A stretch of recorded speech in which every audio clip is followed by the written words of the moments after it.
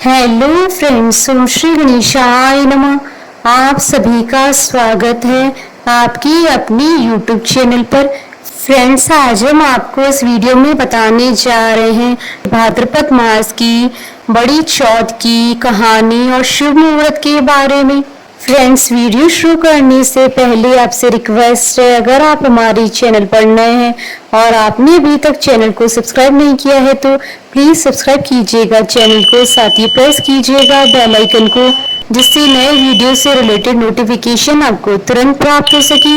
और वीडियो पसंद आने पर वीडियो को लाइक और शेयर जरूर कीजिएगा ताकि सभी भक्तों को इस वीडियो का लाभ प्राप्त हो सके। और कमेंट बॉक्स में ओम श्री गणेशाय नमः जरूर लिखिएगा। चौथ पर गणेश जी को चूरमे के लड्डू का भोग लगाया जाता है। भाद्रपद मास की चौथ बड़ी चौथ होती है। जो लोग साल की 4 बड़ी चौथ का व्रत करते हैं उनमें से ये एक बड़ी चौथ होती है। इस दिन गणेश जी को चूरमे के लड्डू या चूरमे का भोग लगाया जाता है। भादवा की चौथ को भादुड़ी चौथ या भोला चौथ भी कहा जाता है।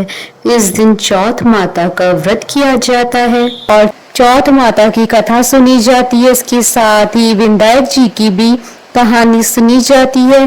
कुंवारी कन्याएं सुंदर, सुशील और अच्छे पति की प्राप्ति के लिए चौथ का व्रत करती हैं और स्त्रियां इस व्रत को अपनी सुहाग और पति की लंबी आयु के लिए करती हैं। हिंदू पंचांग के अनुसार साल 2025 में भाद्रपद मास की संकष्टी गणेश चतुर्थी 12 अगस्त 2025 मंगलवार के दिन है। मंगलवार के दिन आने वाली चतुर्थी को अंगारकी चतुर्थी के नाम से जाना जाता है। पौराणिक ग्रंथों के अनुसार भगवान श्री गणेश जी ने अंगारक अर्थात मंगल देव की कठिन तपस्या से प्रसन्न होकर उन्हें वरदान देकर कहा था कि जब भी मंगलवार के दिन चतुर्थी पड़ेगी तो उसे अंगारकी चतुर्थी के नाम से जाना जाएगा। तो अंगारकी चतुर्थी के दिन गणेश जी का पूजन बहुत ही फलदायी होता है। अंगारकी चतुर्थी को विधिवत रूप से भगवान गणेश जी की पूजा की जाती है और व्रत रखा जाता है। मान्यता है कि अंगारकी चतुर्थी पर व्रत करने से साल भर की चतुर्थी का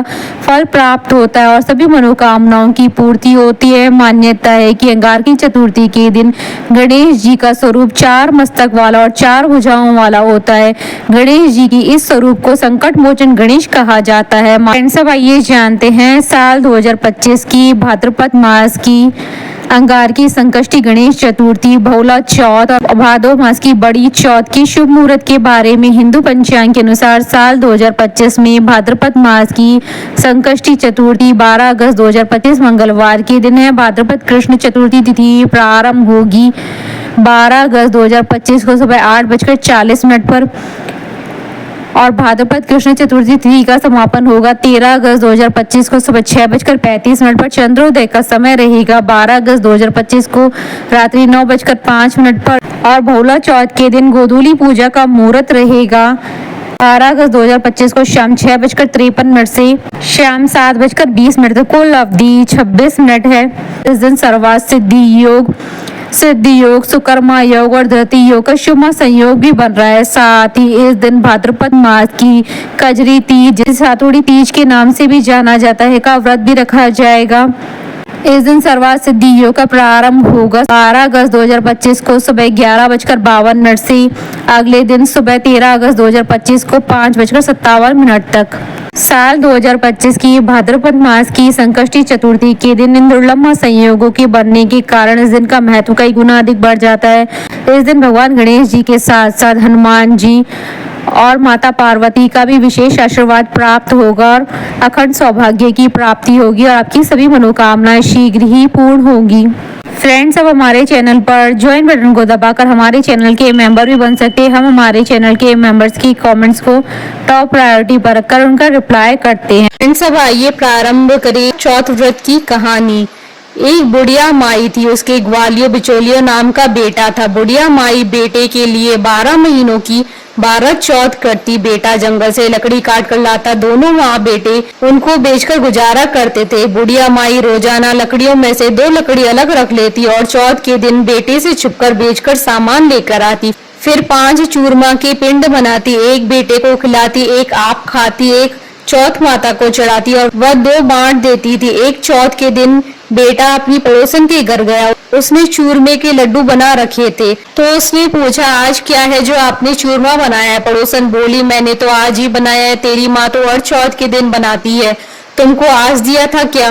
बेटा बोला दिया तो था। पड़ोसन बोली कि तुम लकड़ियां लेकर आते हो जिसमें से तेरी माँ छुपाकर बेचकर चूरमा बनाती है। बेटा माँ के पास गया, बोला कि मैं तो इतनी मेहनत से लकड़ियां लेकर आता हूँ, तुम चूरमा बनाकर खाती हो, तुम मुझको छोड़ दो या चौथ माता को। तो बुढ़िया बोली बेटा मैं तो तेरे लिए ही व्रत करती हूँ, सो तुमको भले ही छोड़ दूं लेकिन चौथ माता को नहीं छोड़ सकती। तब बेटे ने घर छोड़ने का फैसला किया तो माँ बोली कि तुम जा तो रहे हो लेकिन मेरे हाथ का ये आखा लेकर जा, तेरे ऊपर जो भी संकट आएगा चौथ माता और विनायक जी के नाम से इस अखे को डाल देना, संकट दूर हो जाएगा। बेटे ने सोचा कि यह तो झूठी बात है लेकिन बात रखने के लिए ले लिया। घर से चला, थोड़ी दूर हो गई और देखता है कि खून की नदी बह रही है, कि दर से भी रास्ता नहीं था। तब उसने माँ के दिए हुए अखे को चौथ माता विनायक जी का नाम लेकर नदी में डाल दिया और बोला हे चौथ माता अगर ये नदी सूखकर रास्ता दे जाए तो तुम सच्ची हो।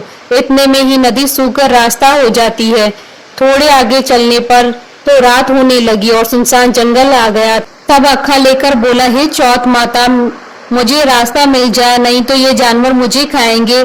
इतने में ही रास्ता मिल गया। आगे एक राजा की नगरी आई। राजा हर महीने एक आदमी की बलि देता था।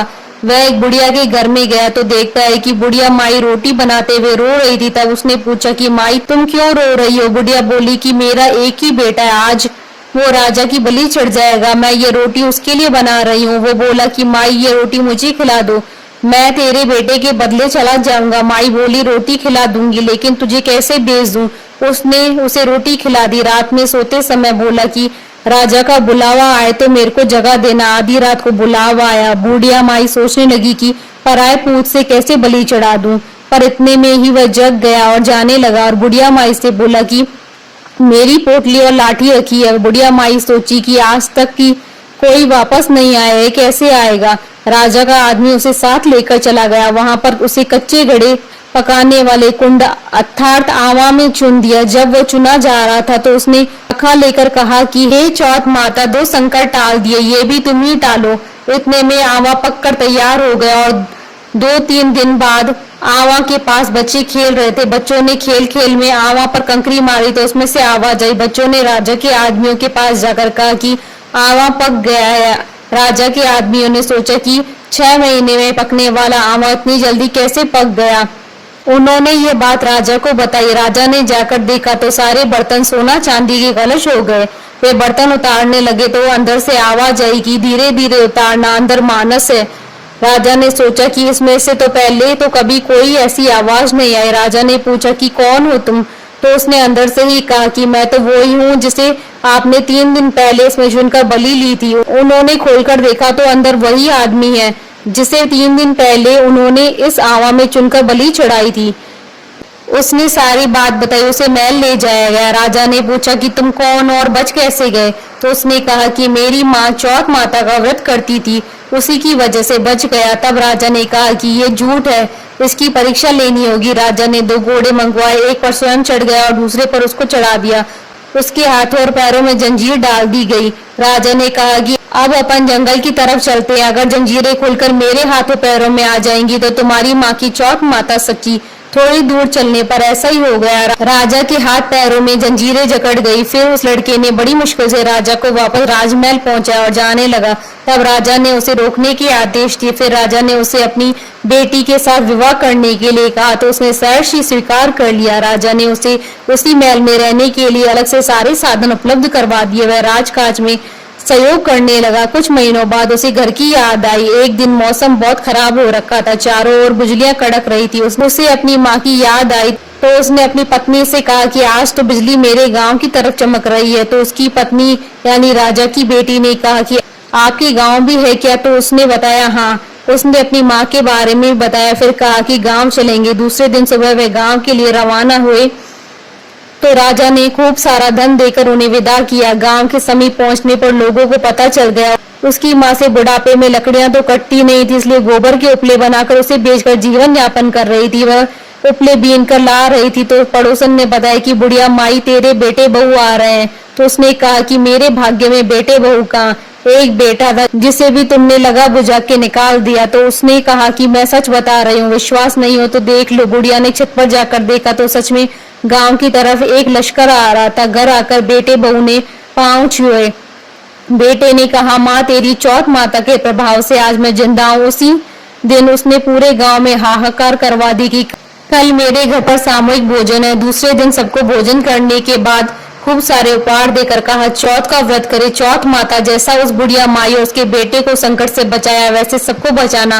पढ़ने वालों को और सुनने वालों को और उसके परिवार को बोली चौथ माता की जय। विनायक जी महाराज की जय। हमारे साथ इस वीडियो में अंत तक बने रहने के लिए धन्यवाद।